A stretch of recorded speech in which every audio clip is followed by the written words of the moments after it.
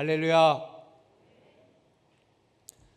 우리 이 시간 온라인 오프라인 각 처소 장소는 다르지만 하나님 앞에 예배하는 여러분 모두를 축복하고 사랑합니다. 하나님께서 오늘 우리에게 주시는 말씀은 신명기 6장 1절에서 9절까지의 말씀을 우리 한번 교독으로 번갈아가면서 읽도록 하겠습니다. 제가 먼저 읽겠습니다. 이는 곧 너희의 하나님 여호와께서 너희에게 가르치라고 명하신 명령과 규례와 법도라. 너희가 건너가서 차지할 땅에서 행할 것이니 곧 너와 내 아들과 내 손자들이 평생에 내 하나님 여호와를 경외하며 내가 너희에게 명한 그 모든 규례와 명령을 지키게 하기 위한 것이며 또 내 나를 장구하게 하기 위한 것이라. 이스라엘아, 듣고 삼가 그것을 행하라. 그리하면 내가 복을 받고 내 조상들의 하나님 여호와께서 내게 허락하심 같이 젖과 꿀이 흐르는 땅에서 내가 크게 번성하리라. 이스라엘아, 들으라. 우리 하나님 여호와는 오직 유일한 여호와이시니 너는 마음을 다하고 뜻을 다하고 힘을 다하여 내 하나님 여호와를 사랑하라. 오늘 내가 네게 명하는 이 말씀을 너는 마음에 새기고 내 자녀에게 부지런히 가르치며 집에 앉았을 때든지 길을 갈 때든지 누워 있을 때든지 일어날 때든지 이 말씀을 강론할 것이며 너는 또 그것을 내 손목에 매어 기호를 삼으며 내 미간에 붙여 표로 삼고 다 함께 또 내 집 문설주와 바깥문에 기록할지니라. 아멘.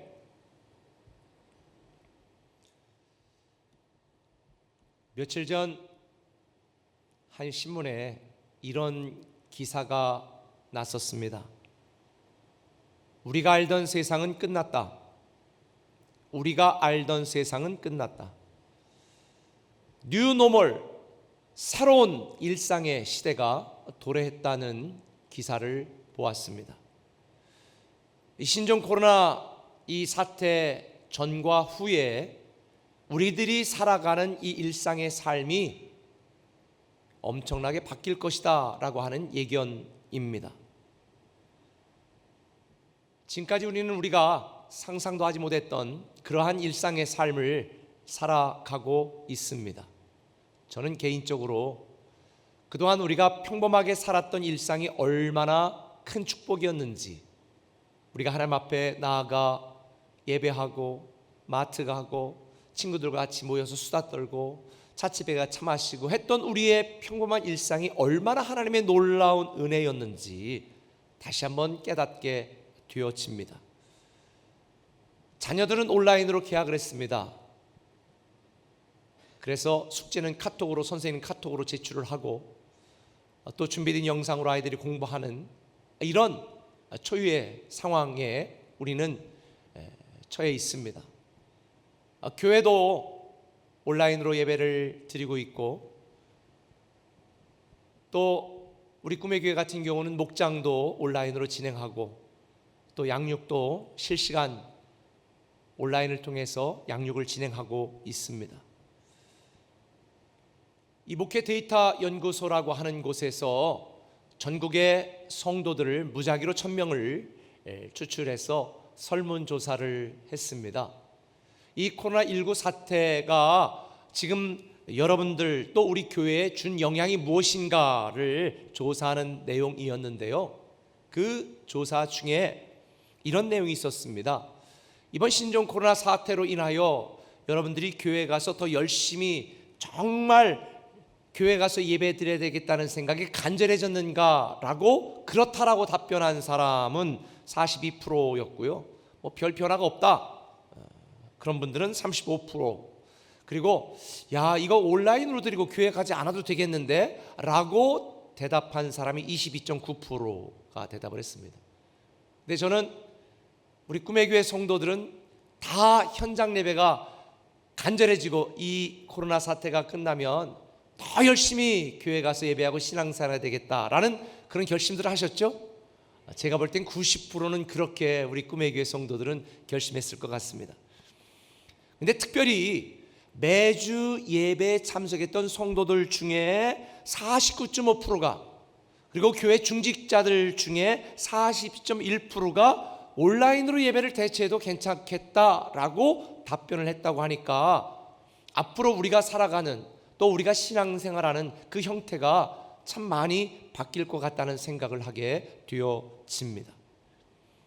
사실 우리 꿈의 교회는 오래전부터 일부 예배는 일부가 아니라 2부, 이게 아니라 뭐 4부라든지 또 1부라든지 아니면 저녁이라든지 가끔 우리가 영상 예배로 우리가 대체한 적이 있습니다.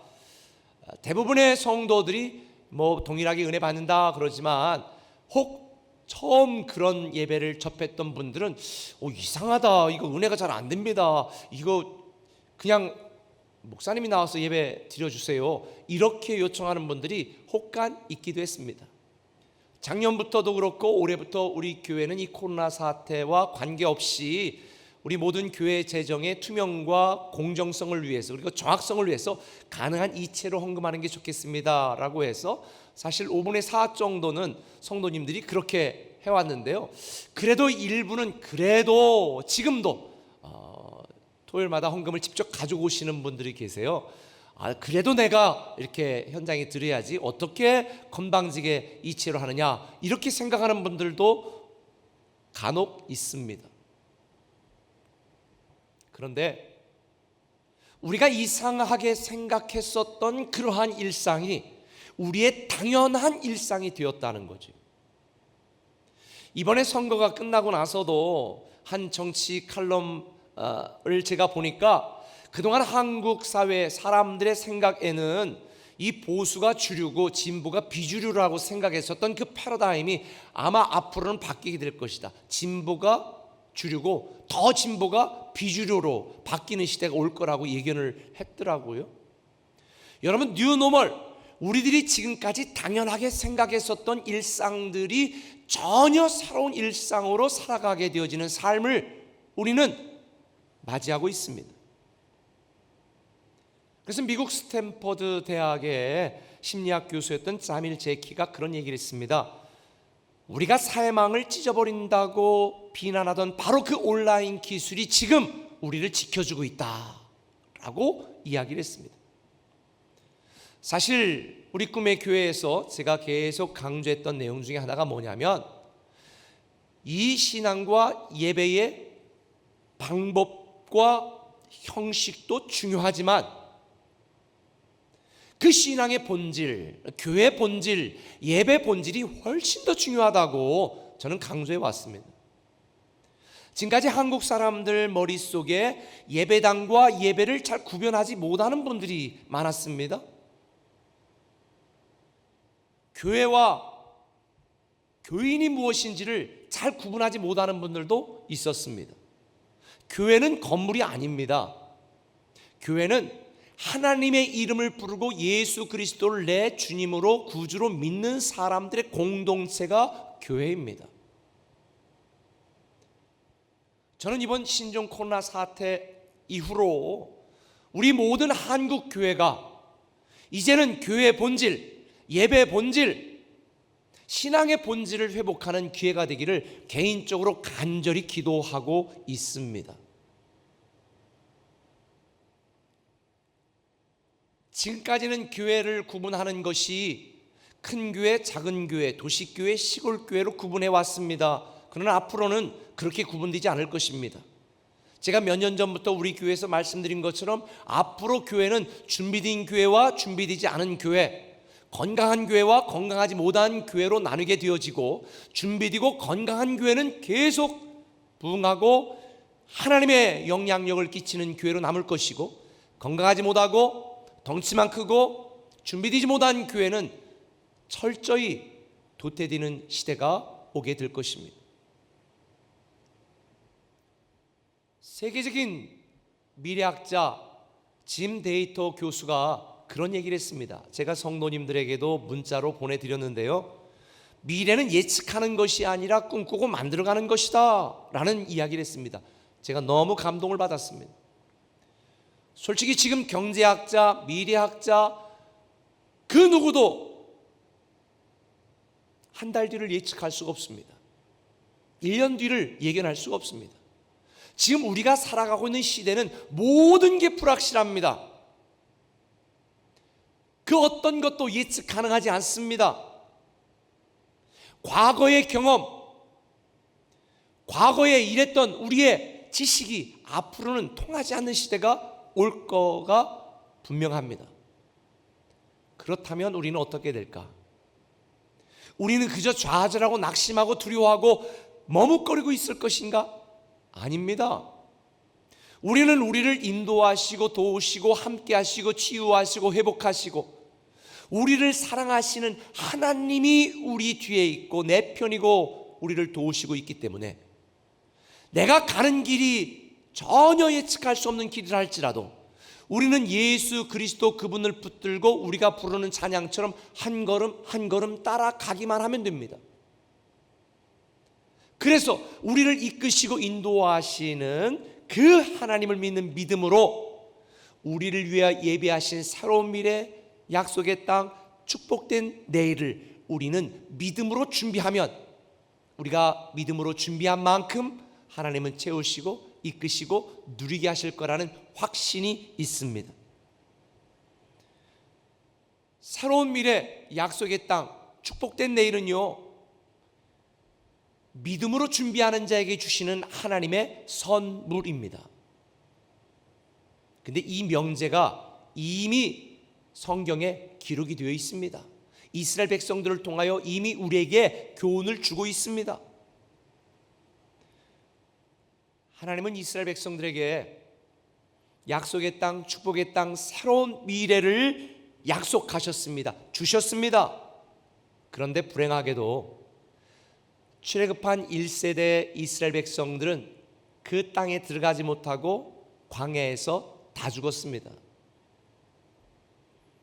오히려 광야에서 태어난 2세대 자녀들만이 약속의 땅에 들어가게 되었습니다. 여러분, 너무 이상하지 않아요? 부모 세대와 자녀 세대 한 집에서 살았던 그 가족이었는데도 불구하고 그들의 믿음 없었던 부모 세대는 다 광야에서 멸망했고요, 믿음으로 하나님을 바라보았던 이 세대들은 다 가나안 땅에 들어갔습니다. 부자지간에 부녀지간에도 운명이 극명하게 갈린 것입니다. 무엇이 그들의 운명을 갈라 놓았을까? 그것은 바로 하나님에 대한 믿음의 차이, 하나님의 약속에 대한 반응의 차이였습니다. 아무리 부부라 할지라도 하나님에 대한 믿음의 차이, 하나님의 약속에 대한 반응의 차이가 그들의 운명을 전혀 정반대로 갈라놓을 수가 있는 것입니다. 지난주 부활주일에 우리 목사님들이 부활 인정당, 부활 부정당 이렇게 두 당으로 나누어서 부활에 대한, 부활이 사실이냐 그거에 대한 논쟁을 우리가 함께 벌이면서 재밌게 설교를 진행을 했었는데요, 여러분, 결론적으로 말하면 부활은 사실입니다. 지난주 말씀드린 것처럼 사실이 아닌 것을 사실처럼 믿는 것은 미신이고요, 사실인데도 믿지 않는 것은 불신입니다. 사실을 사실로 받아들이는 것이 믿음입니다. 부활은 사실입니다. 이 부활을 사실로 받아들이는 것이 저와 여러분의 부활의 믿음이고, 이 부활의 믿음을 가진 자는 다시 부활하여 영원히 살게 되는 것을 믿으시길 바랍니다. 여러분, 약속의 땅도 마찬가지였습니다. 이스라엘 백성들이 정탐꾼을 보내 파악한 것처럼 이 약속의 땅은 사실이었습니다. 약속의 땅은 현실이었습니다. 그런데 이 젖과 꿀이 흐르는 약속의 땅을 하나님이 우리에게 주셨다고 믿었던 이 세대는 가나안 땅에 들어갔고요, 그 땅이 사실인 걸 알고도 하나님을 의심하고 불신하고 두려워했던 1세대 백성들은 다 죽었잖아요. 아하, 저와 여러분 우리에게도 마찬가지입니다. 하나님이 우리를 위하여 예비하신 새로운 미래와 축복의 땅, 약속된 미래는요 나의 것입니다.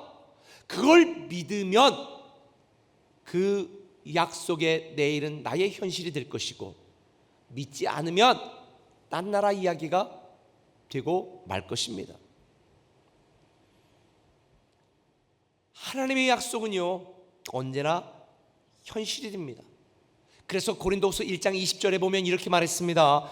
하나님의 약속은 얼마든지 그리스도 안에서 예가 되니 그런즉 그로 말미암아 우리가 아멘하여 하나님께 영광을 돌리게 되느니라. 이 말씀처럼 하나님의 약속은 항상 예가 되는 거예요.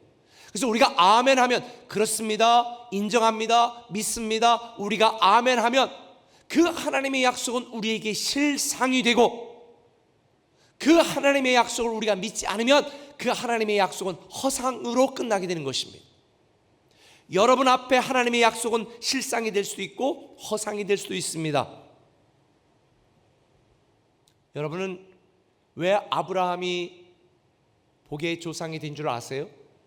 로마서 4장 20절 이하에 보면 이렇게 되어 있어요. 같이 한번 읽어보시겠습니까? 시작. 믿음이 없어 하나님의 약속을 의심하지 않고 믿음으로 견고하여져서 하나님께 영광을 돌리며 약속하신 그것을 또한 능히 이루실지를 확신하였으니 그러므로 그것이 그에게 의로 여겨졌느니라. 아멘. 여러분, 의가 뭔지 아세요? 하나님의 약속을 현실로 믿는 거예요. 이 아브라함은 하나님의 약속을 의심하지 않고 믿음으로 견고해졌습니다. 그걸 능히 이루실 줄을 확신했습니다. 그랬더니 그 약속이 현실이 된 것입니다. 지금 우리가 처한 현실은요 괴롭습니다. 너무 두렵습니다. 지난 수요일 말한 것처럼 혼자 살기는 너무 외롭고 같이 살기는 너무 괴로운 세상에 우리가 살고 있습니다. 우리가 세상을 살면서 수많은 질병과 고난과 고통으로 많은 사람들이 괴로워하고 있습니다. 이 경제 위기 속에서 정말 내가 생존할 수 있을까? 미래에 대한 불안과 두려움으로 눈물을 흘리는 분도 있고요, 밤잠을 못 이루는 분도 있어요. 그러나 본문 말씀처럼 하나님의 말씀, 하나님의 약속을 믿고 믿음으로 반응하면 그 모든 하나님의 약속은 우리에게 현실이 될 줄 믿습니다. 그래서 오늘 본문 3절에 보면 이렇게 말합니다. 이스라엘아 듣고 삼가 그것을 행하라. 그러면 내가 복을 받고 내 조상들의 하나님 여호와께서 내게 허락하신 같이 젖과 꿀이 흐르는 땅에서 내가 크게 번성하리라. 저는 우리 꿈에게 공동체가 하나님이 약속하신 약속의 땅, 그 축복된 새로운 미래가 저와 여러분의 현실이 되기를 예수님의 이름으로 축원합니다. 그렇게 되려면 우리가 기억해야 될 게 있습니다. 우리가 해야 될 게 있습니다. 그 첫 번째는 이것입니다. 온 마음 다해 주를 사랑하라는 것입니다. 온 마음을 다해 주를 사랑하라. 주를 사랑하라. 오늘 오전은 뭐라고 말했습니까? 너는 마음을 다하고 뜻을 다하고 힘을 다하여 내 하나님 여호와를 사랑하라 하는 거예요. 여기에서 다하고 다하여라고 하는 말은 히브리어로 콜이라는 단어인데요, 이 단어는 모두 전부를 의미합니다. 우리말로 번역하면 이거죠. 온. 이걸 제가 한국말로 지역해 번역을 해보겠습니다. 너는 여호와 너의 하나님을 사랑해야 한다. 온 마음으로, 온 너의 영혼으로, 그리고 너의 온 힘으로 사랑하라. 온 마음을 다하여 하나님을 사랑하라. 이게 우리의 할 일입니다. 우리에게 하나님이 많은 걸 요구하지도 않으셨습니다. 단 한 가지, 온 마음을 다하여 하나님을 사랑하라는 거예요.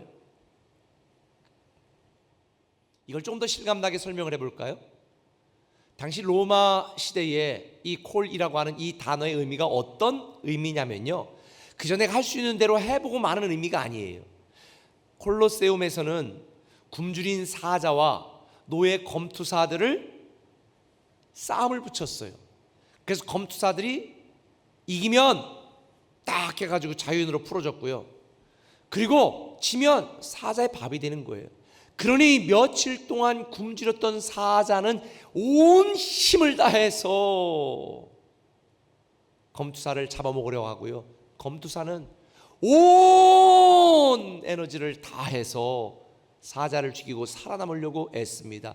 생사의 길목에서 온 힘을 다하고 최선을 다하는 것이 콜입니다. 다시 말하면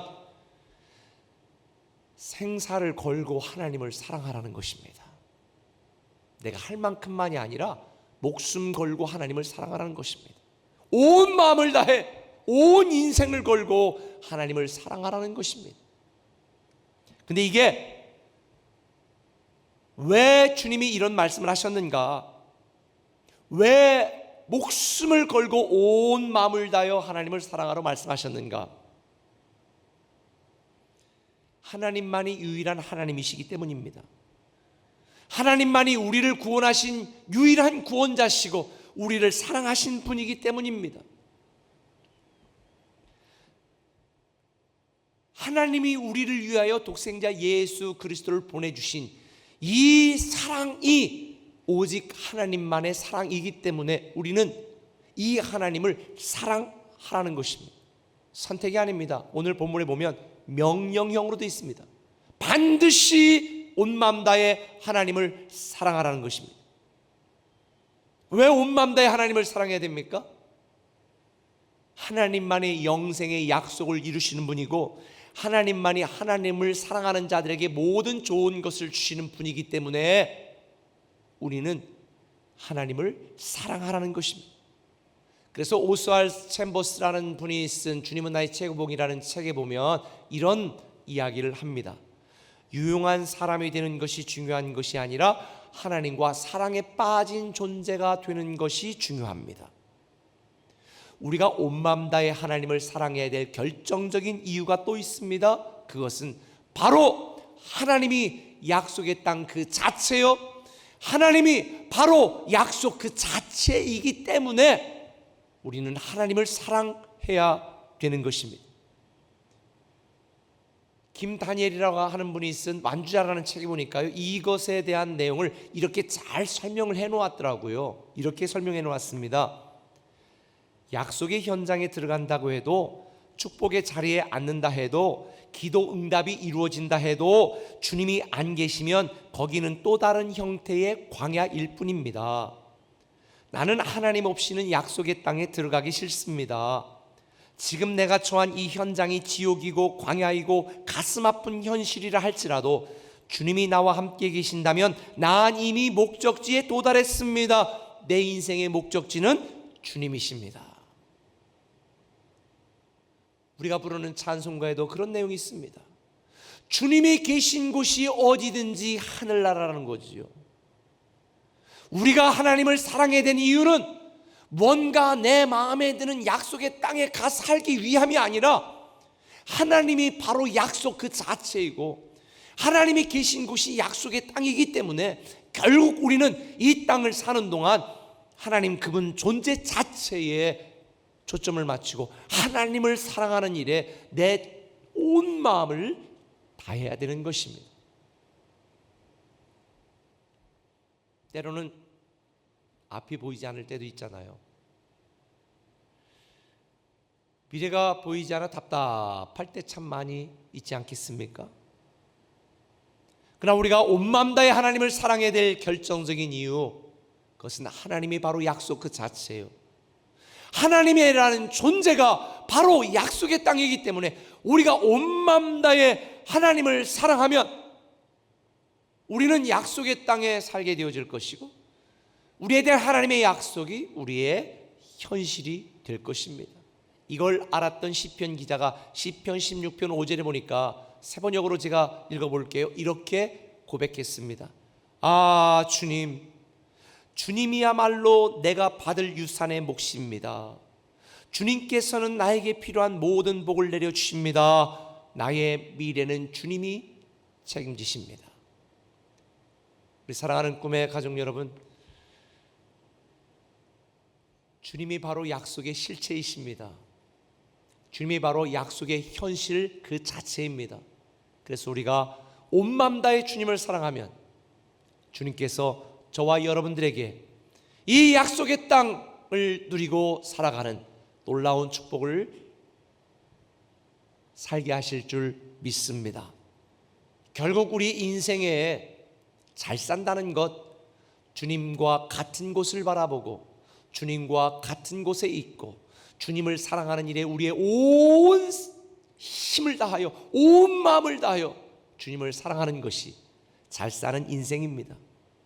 하나님의 손에 들린 무엇인가를 추구하며 사는 것이 아니라 우리를 사랑하셔서 독생자 예수 그리스도까지 보내신 그 하나님, 그분 자체를 사랑하며 온 마음 다해 주님을 사랑하는 인생을 산다면 우리도 모르는 사이에 약속의 땅에 살게 되어질 것이고 하나님의 약속이 우리의 현실이 되는 것을 경험하게 될 줄 믿습니다. 하나님이 나의 전부가 되게 하셔서 온 마음 다해 하나님을 사랑하는 우리 꿈의 가족 되기를 예수님의 이름으로 축원합니다. 다시 한 걸음 더 나가서 한 가지 더 말씀드릴게요. 한번 따라합시다. 온 힘 다해 주께 순종하라. 온 힘을 다해 주께 순종하라는 것입니다. 오늘 본문 6절부터 9절까지 보면 오늘 내가 명하는 이 말씀을 너는 어디에 새기고 마음에 새기고 내 자녀에게 부지런히 가르치며 집에 앉았을 때든지 길을 갈 때든지 누워있을 때든지 일어날 때든지 너는 그것을 내 손목에 메어 기호로 삼으며 내 미간에 붙여 표로 삼고 또 내 집 문설주와 바깥 문에 기록할지니라. 이 말씀의 의미가 뭘까요? 하나님의 말씀이 공허한 메아리로 남는 것이 아니라 내 삶에 되게 하라는 것이죠. 내 일상에서 온 힘을 다하여 하나님 말씀에 순종하라는 거예요. 우리가 약속의 땅을 누리고 새로운 미래가 나의 현실이 되도록 만드는 비결은 온 힘을 다하여 하나님 말씀에 순종하는 것입니다. 타협하듯 거래하듯 설렁설렁 건성건성 시간 되면 여유 있으면 내가 가능하면 그렇게 신앙생활하는 것이 아니라 약속의 실제이신 그 하나님을 온 마음 다해 사랑하는 것에 머무는 것이 아니라 그분이 나를 위해 주신 모든 말씀, 그분의 약속에 우리는 온 힘을 다하여 순종하라는 것입니다. 그래서 주님은 제자들에게 본래 사랑과 순종은 같은 것이라고 가르쳐 주셨습니다. 온 마음을 다해 주님을 사랑하는 자는 온 힘을 다하여 주님 말씀에 순종하게 되어진다는 것을 알려주셨어요. 주님을 사랑한다는 것은 주님께 순종한다는 증거고 주님께 순종한다는 것은 주님을 사랑하는 증거라고 말씀하신 거예요. 요한복음 14장 21절 직접 주님이 말씀하셨습니다. 같이 읽어볼까요? 나의 계명을 지키는 자라야 나를 사랑하는 자니 나를 사랑하는 자는 내 아버지께 사랑을 받을 것이요 나도 그를 사랑하여 그에게 나를 나타내리라. 아멘. 여러분들이 주님을 사랑하느냐 사랑하지 않느냐의 테스트, 그것은 순종입니다. 하나님의 말씀에 순종하면 하나님 이거 내 새끼구나. 하나님을 사랑한다고 주장하면서도 하나님의 말씀에 순종하지 않으면 마귀가 이거는 내 거야 라고 테스트 결과 자기 걸로 챙겨가는 거예요. 여러분, 매 주일마다 하나님의 말씀을 듣습니다. 여러분 그 말씀에 순종합니까? 불순종합니까? 하나님의 말씀에 온 힘을 다하여 순종하면 우리는 약속의 땅 새로운 축복이 우리 현실이 되는 것을 경험하게 될 것이요, 하나님의 말씀을 듣고도 순종하지 않는 자는 사단이 내 사람이라고 챙기는데, 여러분, 저는 사단이 여러분들을, 우리 꿈의 성도들은 한 사람도 내 사람이라고 챙기는 분이 없기를 바랍니다. 우리 모두는 하나님께 속한 자요, 하나님께 사랑받는 자요, 하나님의 위대한 상속자이기 때문입니다. 하나님을 사랑하는 자는 온 힘 다해 주님의 말씀에 순종하게 되어 있어요. 세상의 법은요, 말 안 듣는 자들 벌 주기 위함입니다. 그런데 하나님의 법, 하나님의 말씀, 하나님의 명령, 하나님의 율법은요, 하나님이 택하시고 사랑하는 자들에게 복 주시기 위함입니다. 신명기 6장 24절에 명확하게 나와 있습니다. 같이 읽겠습니다. 여호와께서 우리에게 이 모든 규례를 지키라 명령하셨으니 이는 우리가 우리 하나님 여호와를 경외하여 항상 복을 누리게 하기 위하심이며, 하나님이 우리에게 명령과 율법과 규례를 주신 것은 우리를 부담 주게 하고 우리를 통제하게 하려는 것이 아니라 우리를 복 주시기 위함이다. 그래서 우리는 온 힘 다해 주께 순종해야 되는 것입니다. 이스라엘 백성들이 40년 광야의 삶을 살게 되어진 중요한 이유가 있잖아요. 주님의 말씀에 순종하지 않았습니다. 하나님이 통탄하신 것처럼 그들은 목이 굳은 백성이라 자기 주장, 자기 고집으로 하나님의 말씀에 순종하지 않았습니다. 그래서 망한 것입니다. 그래서 성경은 교만은 패망의 선봉이라고 강조하는 것입니다. 이 세상에 많은 사람들이 완장 한번 차면요, 어떤 직분에만 가지면, 조금만 돈만 생기면, 조금만 힘과 권력만 생기면요, 얼마나 갑질을 해야 되는지 모릅니다. 그러나 하나님을 사랑하는 자는 주님의 말씀에 겸손히 순종하고 하나님의 말씀을 따라 살려고 애쓰게 되어 있습니다. 잘 나가다가 교만하여 망한 사람들 이야기를 제가 한다면 하루 종일도 할 수 있지만 제가 성경에서 그 예를 하나 찾아볼게요. 사울왕 있잖아요. 이스라엘 초대 왕 사울왕. 하나님이 사울을 왕으로 세웠습니다. 잘나 세운 게 아니에요. 허우대는 멀쩡했던 것 같아요. 얼굴은 잘생겼던 것 같아요. 몸매도 괜찮았던 것 같아요. 그런데 그는 허우대만 멀쩡하지 사실은 굉장히 별 볼 일 없는 사람이었습니다. 사울 왕이 스스로 자기를 하나님이 선택하셨을 때 이렇게 고백했어요. 사무엘상 9장 21절에 나는 이스라엘 지파의 가장 작은 지파 베냐민 사람이 아니니까 또 나의 가족은 베냐민 지파 모든 가족 중에 가장 미약하지 아니하나이까? 그러니까 이 사울 왕은 평생 낮은 자존감으로 열등감에 시달렸던 것 같아요. 그러니까 이 다윗이 만만이요 사울은 천천히다 그러니까 그냥 그 분노를 이기지 못했던 거죠. 그래서 자존감이 굉장히 중요해요. 여러분들 중에 자존감이 낮아서 누가 한마디만 하면 이거 나 무시하는 거야? 제가 옛날에 그랬거든요. 그런 분들은 꼭 양육훈련 신청하세요. 예수님 자리 신청하시면 돼요. 이런 낮은 자, 별 볼 일 없는 자, 허우대만 멀쩡했던 사울을 하나님이 왕으로 세워줬습니다. 그럼 하나님이 말하는 대로 순종해야 될 거 아니에요.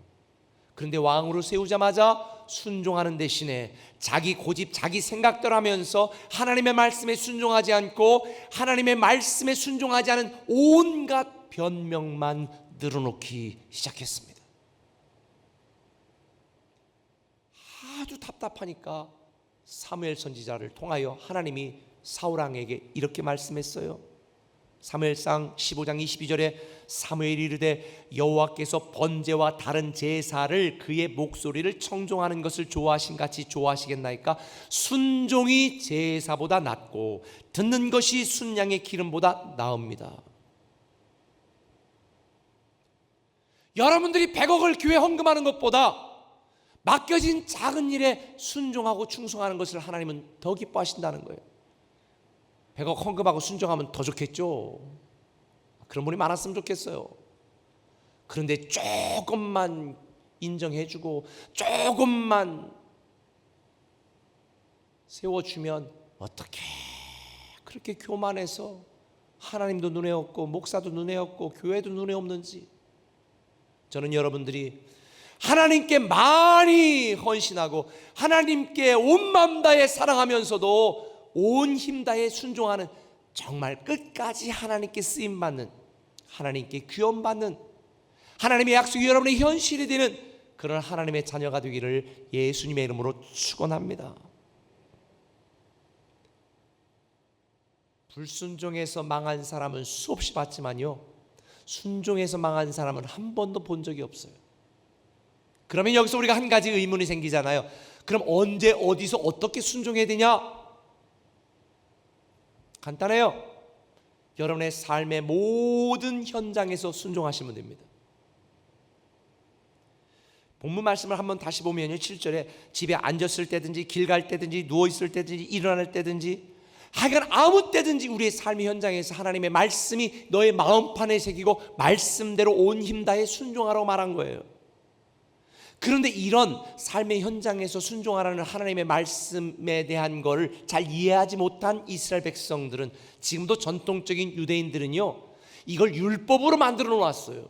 그래서 테필린이라고 불리는 그러한 것들을 여기다가 막 이렇게 붙이고요, 또 이마도 보면요, 이마에다가도 조그만 상자에다가 그 신명기 말씀을 써가지고 집어넣어가지고 막 이 머리띠도 하고요, 그 다음에 맨 오른쪽에 있는 건 메주자라고 하는 건데요, 이거를 갖다가 신명기 말씀을 이 속에다가 넣어가지고요, 문지방 위에다가도 붙이고, 그래가지고 나갈 때 키스하고 들어올 때 키스하고, 그래야 뭐해?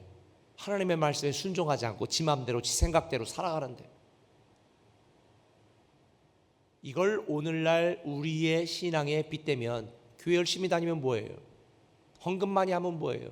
충성하면 뭐예요? 하나님을 온 마음 다해 사랑하지 않고 온 힘 다해 하나님의 말씀이 나의 삶에서 실현되도록 순종하지 않는다면 허우대만 멀쩡했던 사울처럼 버림받게 되는 거죠. 작은 일 하나에도 하나님의 말씀이 내 삶이 되도록, 내 삶의 현장이 되도록 온 힘 다해 순종하려고 하는 이 마음을 하나님은 기뻐하십니다. 제가 지난 고난주일 때 이 부활주일을 맞이해서 정말 이웃들에게 뭔가 우리가 복음을 좀 증거하고, 이 모든 사람이 서로가 사회적 거리를 두고 경계할 때에 나는 내 친구다, 이 어려울 때에 내가 너와 함께 한다라는 이런 좀 사랑을 나눴으면 좋겠다라고 여러분에게 말씀을 드렸잖아요. 근데 진짜 그런 분들이 꽤 많으셨던 것 같아요. 공주에서는 어떤 집사님이 이렇게 바리바리 막 결연에다가 막 또 하고요, 막 해가지고 막 선물 꾸러미를 만들어가지고요, 직접 또 손편지까지 써가지고 이런 많은 박스를 자기 동네 아파트들 입구에다가 다 걸어놓았대. 그래서 역시 공주 꿈의 교회가 진짜 대단하다 그랬더니, 세종에서도 한 집사님이 제게 딸과 함께 보냈던 걸 저한테 이렇게 문자로 또 다 보내주셨어요. 저는 제 딸과 함께 이렇게 다 마련해가지고요, 박스를 또 20몇 개를 준비해가지고요, 아파트에 딸과 함께 갖다 걸어놓는 사진을 저에게 또 보내주셨어요. 여러분, 말씀을 듣고 깨달으면 그 말씀을 내 삶의 현장에서 작지만 실천해야 되겠다, 이런 믿음이,